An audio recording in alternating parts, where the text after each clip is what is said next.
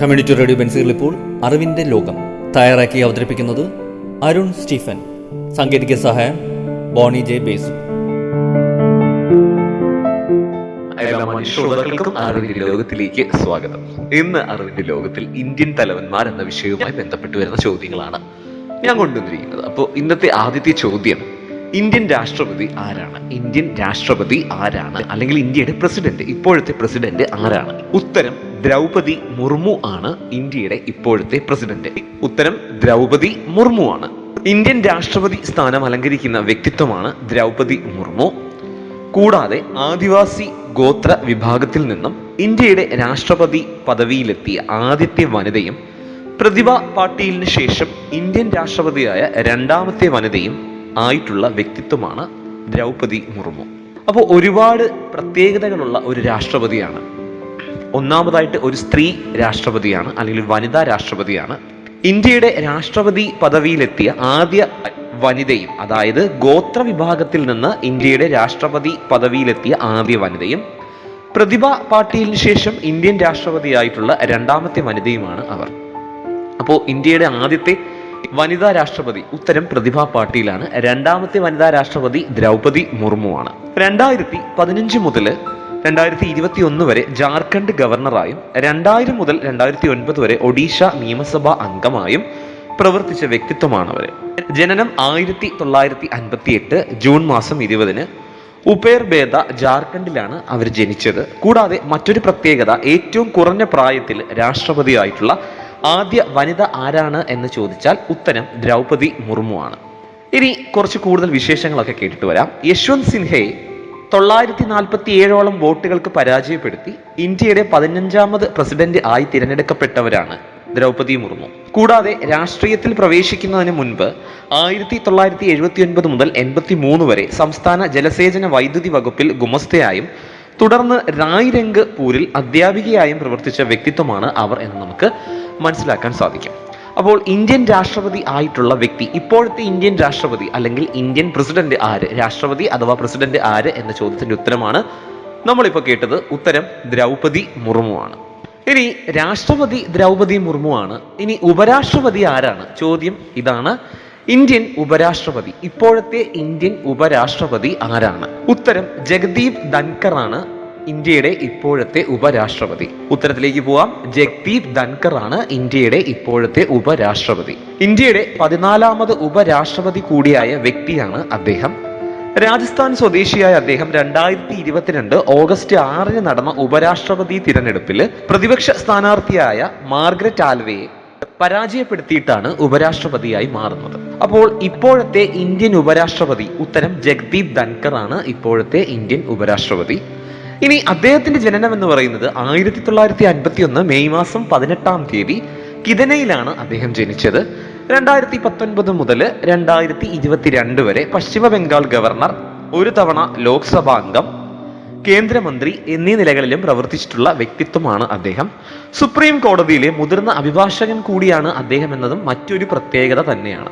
ഇനി അദ്ദേഹത്തിന്റെ മറ്റു കുറച്ച് പ്രത്യേകതകളിലേക്ക് പോകാം. 11 ഓഗസ്റ്റ് 2022 മുതൽ സംസ്ഥാനത്ത് തുടരുന്ന അല്ലെങ്കിൽ തൽസ്ഥാനത്ത് തുടരുന്ന വ്യക്തി മുൻഗാമി എം വെങ്കയ്യ നായിഡു ആയിരുന്നു. ജനനം 1951 മെയ് മാസം 18 കിദാന വില്ലേജ്, ജുൻജുൻ ജില്ല, രാജസ്ഥാനിലാണ് അദ്ദേഹം ജനിക്കുന്നത്. 2022 ഓഗസ്റ്റ് 6 നടന്ന ഉപരാഷ്ട്രപതി തിരഞ്ഞെടുപ്പിൽ വിജയിച്ച വ്യക്തിത്വം കൂടിയാണ് എന്ന് ഞാൻ നേരത്തെ പറഞ്ഞിരുന്നു. അപ്പോൾ ഇന്ത്യൻ ഉപരാഷ്ട്രപതി എന്ന പേരിൽ അറിയപ്പെടുന്ന വ്യക്തിത്വം ജഗദീപ് ധൻകർ ആണ് ഇപ്പോൾ ഇന്ത്യയുടെ ഉപരാഷ്ട്രപതി. ഇനി അറ്റോർണി ജനറൽ, ഇന്ത്യയുടെ ഇപ്പോഴത്തെ അറ്റോർണി ജനറൽ. ഞാൻ നേരത്തെ പറഞ്ഞു, ഇന്ത്യയുടെ തലപ്പത്ത് എന്ന വിഭാഗവുമായി ബന്ധപ്പെട്ട് വരുന്ന ചോദ്യങ്ങളാണ് ഉൾപ്പെടുത്തിയിരിക്കുന്നത്. ഇനി അടുത്ത ചോദ്യം, ഇന്ത്യയുടെ അറ്റോർണി ജനറൽ ആര് എന്നതാണ് ചോദ്യം. ഉത്തരം ആർ വെങ്കട്ടരമണിയാണ് ഇന്ത്യയുടെ അറ്റോർണി ജനറൽ എന്ന പേരിൽ അറിയപ്പെടുന്ന വ്യക്തിത്വം. ആർ വെങ്കട്ടരമണി എന്ന് പറയുമ്പോൾ ഇന്ത്യൻ ഭരണഘടനാ അഭിഭാഷകൻ, സുപ്രീം കോടതിയിലെ മുതിർന്ന അഭിഭാഷകൻ എന്നീ നിലകളിലൊക്കെ പ്രശസ്തനായിട്ടുള്ള വ്യക്തി. ഇപ്പോൾ ഇന്ത്യയുടെ അറ്റോർണി ജനറലായി സേവനം അനുഷ്ഠിക്കുന്ന വ്യക്തി കൂടിയായ അദ്ദേഹം 2010 ഇന്ത്യൻ ലോ കമ്മീഷൻ അംഗം എന്നൊക്കെ നമുക്ക് പറയാൻ സാധിക്കും. ജനനം 1950 ഏപ്രിൽ മാസം 13 പുതുച്ചേരി, ഫ്രഞ്ച് ഇന്ത്യയിലാണ് അദ്ദേഹം ജനിച്ചത്. കഴിഞ്ഞ 12 വർഷമായി തമിഴ്നാട് സംസ്ഥാനത്തിന് വേണ്ടി പ്രത്യേക സീനിയർ കൗൺസിലായി ഹാജരായ അദ്ദേഹം ആന്ധ്രാപ്രദേശ് സംസ്ഥാനത്തിന്റെയും പ്രത്യേക മുതിർന്ന അഭിഭാഷകനായും പ്രവർത്തിച്ചു വരുന്ന ഒരു വ്യക്തിത്വം കൂടിയാണ്. അപ്പോൾ ചോദ്യം ഇതായിരുന്നു, ഇന്ത്യയുടെ അറ്റോർണി ജനറൽ. ഉത്തരം ആർ വെങ്കട്ട രമണിയാണ് ഇന്ത്യയുടെ അറ്റോർണി ജനറൽ എന്ന പേരിൽ അറിയപ്പെടുന്ന വ്യക്തി. ഇന്ത്യൻ രാഷ്ട്രപതി ദ്രൗപദി മുർമു ആണ്. ഉപരാഷ്ട്രപതി ജഗദീപ് ധൻകർ ആണ്. അറ്റോർണി ജനറൽ ആർ വെങ്കട്ടരമണിയാണ്. ഇനി ഇന്ത്യയുടെ ഇപ്പോഴത്തെ ലോക്സഭ സ്പീക്കർ. ചോദ്യം ഇതാണ്, ഇന്ത്യയുടെ ഇപ്പോഴത്തെ ലോക്സഭ സ്പീക്കർ ആര്? ഉത്തരം ഓം ബിർളയാണ് ഇന്ത്യയുടെ ഇപ്പോഴത്തെ ലോക്സഭാ സ്പീക്കർ.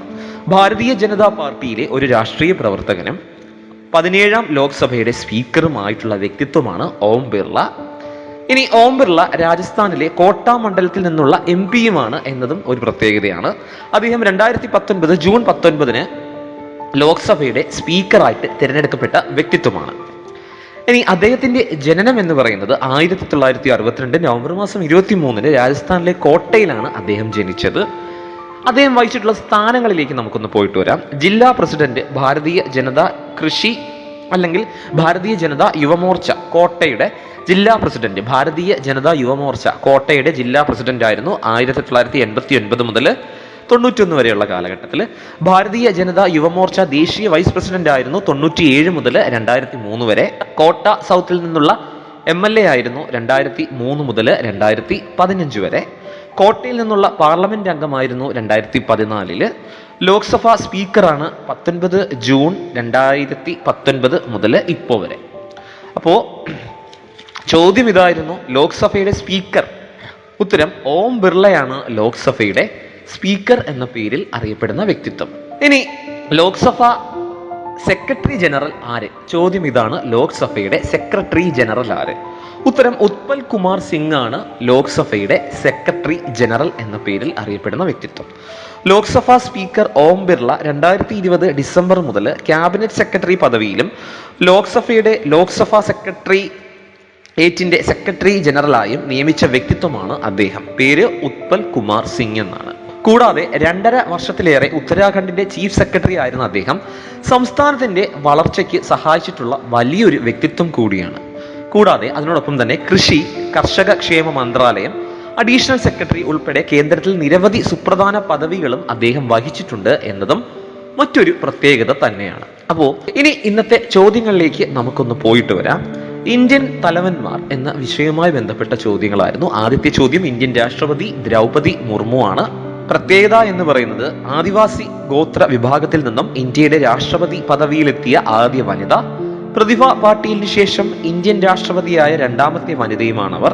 ജനനം 1958 ജൂൺ മാസം 20. ഏറ്റവും കുറഞ്ഞ പ്രായത്തിൽ രാഷ്ട്രപതിയായ ആദ്യ വനിതയും അവർ തന്നെയാണ്. യശ്വന്ത് സിൻഹയെ 947 വോട്ടിന് പരാജയപ്പെടുത്തിയാണ് ഇന്ത്യയുടെ 15ാമത് പ്രസിഡന്റായിട്ട് അവർ തിരഞ്ഞെടുക്കപ്പെടുന്നത്. 79 മുതൽ 83 വരെ സംസ്ഥാന ജലസേചന വൈദ്യുത വകുപ്പിൽ ഗുമസ്തയായിട്ട് ജോലി ചെയ്തിരുന്നു. അധ്യാപികയായിട്ടും പ്രവർത്തിച്ച വ്യക്തിത്വമാണവർ. ഉപരാഷ്ട്രപതി ജഗദീപ് ധൻകർ ആണ് 14ാമത് ഉപരാഷ്ട്രപതി.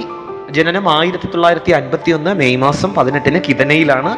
അതിനോടൊപ്പം അറ്റോർണി ജനറൽ ആർ വെങ്കട്ടരമണിയാണ്. ഇന്ത്യൻ ഭരണഘടനാ അഭിഭാഷകൻ, സുപ്രീം കോടതിയിലെ മുതിർന്ന അഭിഭാഷകൻ എന്നീ നിലകളിൽ പ്രശസ്തനാണ്. 1950 ഏപ്രിൽ മാസം 13 പുതുച്ചേരിയിലാണ് അദ്ദേഹം ജനിക്കുന്നത്. ലോക്സഭ സ്പീക്കർ ഓം ബിർളയാണ്. 1962 അദ്ദേഹം ജനിക്കുന്നത്. ഭാരതീയ ജനതാ പാർട്ടിയിലെ ഒരു രാഷ്ട്രീയ പ്രവർത്തകനാണ്. 17ാം ലോക്സഭയുടെ സ്പീക്കറുമായിട്ടുള്ള വ്യക്തിയാണ്. രാജസ്ഥാനിലെ കോട്ട മണ്ഡലത്തിൽ നിന്നുള്ള MP ആണ്. ഇനി ലോക്സഭ സെക്രട്ടറി ജനറൽ ആര് എന്ന ചോദ്യത്തിന്റെ ഉത്തരത്തിലേക്കാണ് പോകുന്നത്. ഉത്തരം ഉത്പൽ കുമാർ സിംഗ് ആണ്. ഉത്തരാഖണ്ഡിന്റെ ചീഫ് സെക്രട്ടറി ആയിരുന്ന അദ്ദേഹം സംസ്ഥാനത്തിന്റെ വളർച്ചയ്ക്ക് വളരെയധികം സഹായങ്ങൾ നൽകിയിട്ടുള്ള ഒരു വ്യക്തിത്വം കൂടിയാണ്. അപ്പോൾ ഇന്നത്തെ ചോദ്യങ്ങളും ഉത്തരങ്ങളും എല്ലാവർക്കും ഇഷ്ടപ്പെട്ടു എന്ന് പ്രതീക്ഷിച്ചുകൊണ്ട് ഇതുപോലെയുള്ള ചോദ്യങ്ങളും ഉത്തരങ്ങളും ഒക്കെ വീണ്ടും കേട്ടുമുട്ടാം. അതുവരെ നന്ദി, നമസ്കാരം. കമ്മ്യൂണിറ്റി റേഡിയോ ബെൻസിയറിൽ നിങ്ങൾ ഇതുവരെ കേട്ടത് അറിവിന്റെ ലോകം. തയ്യാറാക്കി അവതരിപ്പിച്ചത് അരുൺ സ്റ്റീഫൻ. സാങ്കേതിക സഹായം ബോണി ജെ ബേസിൽ.